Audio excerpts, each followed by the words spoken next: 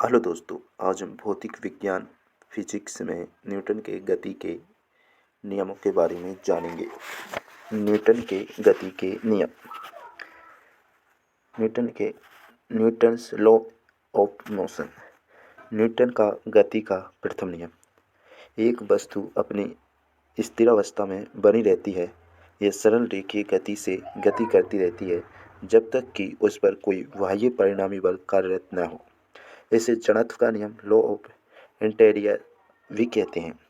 जड़त्व के उदाहरण: चलती हुई गाड़ी के अचानक रुकने पर उसमें बैठे यात्री आगे की ओर झुक जाते हैं तथा रुकी हुई गाड़ी के अचानक चल पड़ने पर उसमें बैठे यात्री पीछे की ओर गिर पड़ते हैं। गोली मारने से कांच में गोल छेद हो जाता है, परंतु पत्थर मारने पर वह कांच टुकड़े टुकड़े हो जाता है।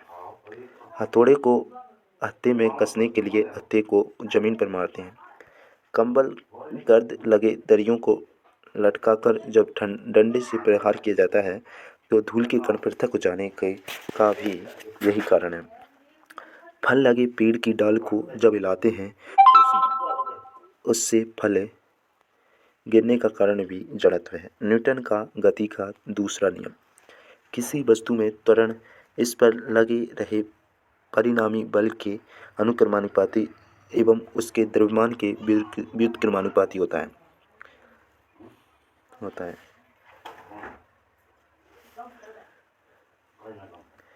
FMA अर्थात किसी वस्तु के संवेग में परिवर्तन की दर उस पर आरोपित बल के समानुपाती होती है और उस दिशा में होती है जिसमें बल लगाया जाता है।